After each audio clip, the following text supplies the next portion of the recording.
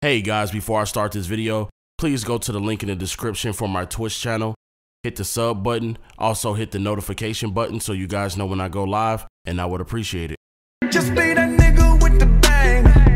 Yeah. So when they say who is that? Yeah. Oh, that's the nigga with the bang. What's going on, guys? It's your boy Eazyy TV bringing you guys another Division video. Man, I know I told y'all I was done with build videos, but for some reason, man, the Division gods keep calling me back. What was that? I know I ain't tripping. I just heard something crazy. Anyways, I'm back bringing y'all another video. This is another tactician build, but this is not a classified tactician DPS build. This is, I think, a build that I made at 1.7, but it's a little bit different for 1.8. But let's get straight into the build. So, of course, guys, see, if you're gonna run a nice hybrid, you gotta have the ninja backpack. But you see, I'm running a bear's chest piece, a 3-piece tactician, and a 3-piece banshee. It's a nice heavy hitting build. This build actually hits hard. The only thing that I really don't like about it as for like solo play is the toughness. Now the skill power is good for the healing. You get a lot of heals back from booster, overdose, everything like that. But the toughness, if you guys are like mediocre players or like, you know, just getting into the game, hey, this build ain't for you, man. This is for PvP as well. All right, PvP only. I will only run this build.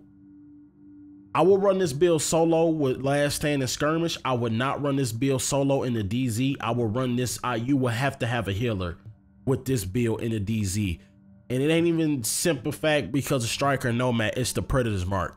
The predator's mark that's in DZ that runs DZ will get you with this build.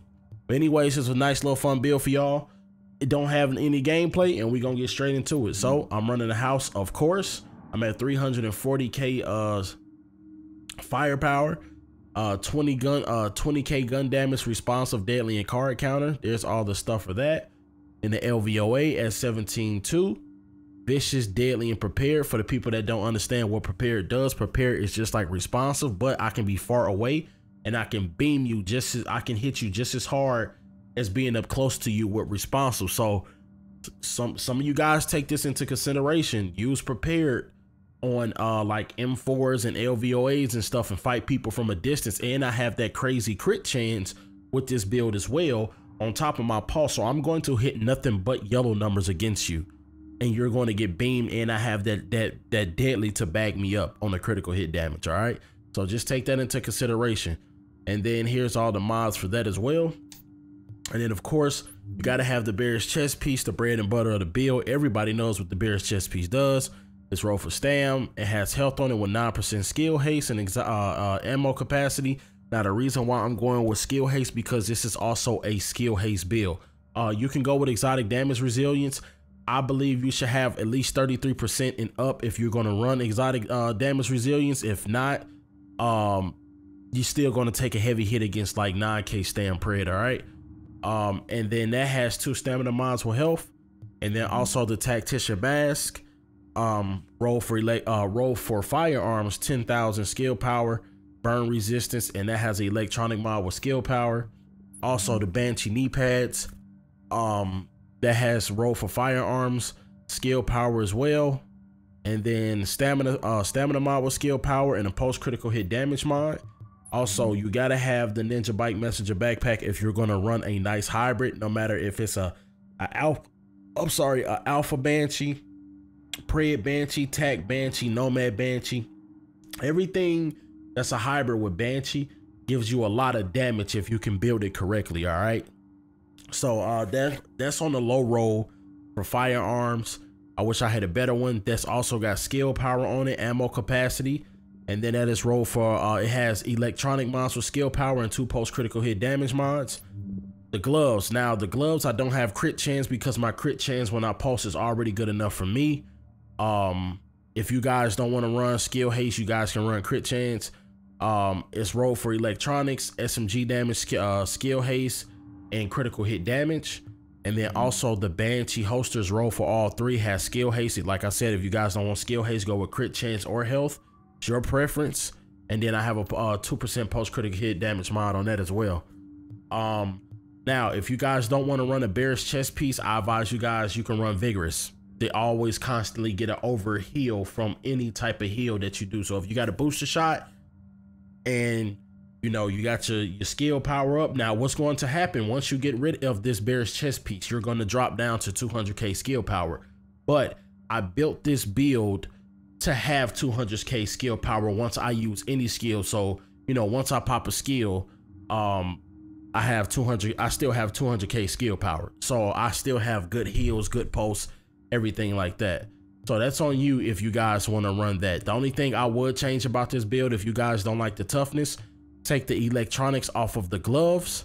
Don't run electronics on anything. Like roll for anything, you can put the mods on there, but take the electronics off the gloves.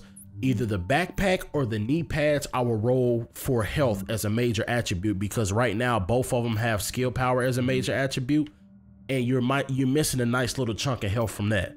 So I will either do the backpack or the knee pads and put for health, and then I will take electronics off. You'll drop a lot of skill power, but you'll still be in the over the 120, probably 140 mark.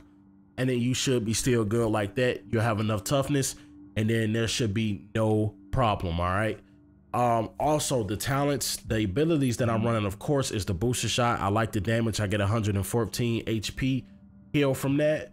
And then also I'm running a critical hit pulse, a damage pulse, and that gives me 36.20% critical hit damage and 21.10 critical hit chance. Everything all together with my crit chance is around 50%. I don't need to cap out at 60%. I'm not a person that has to rely on crit chance.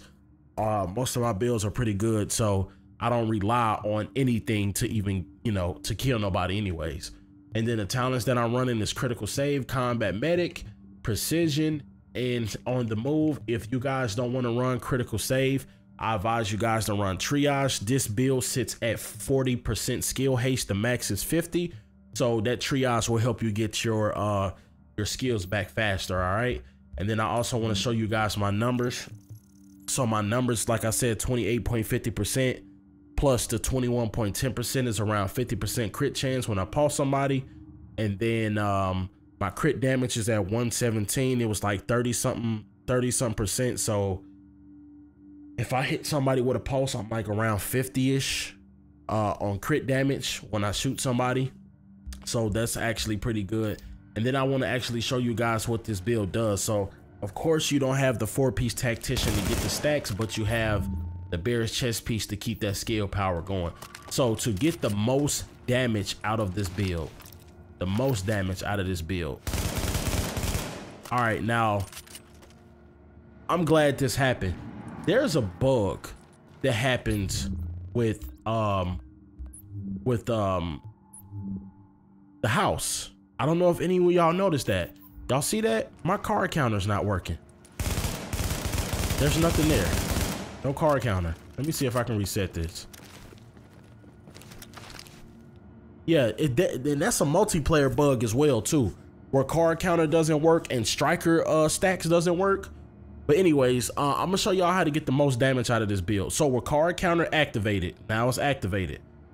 So you're at 402. So with the Bear's chest piece and booster, card counter activated, you're at 463k DPS. That is way more than enough damage to shred anybody. All right.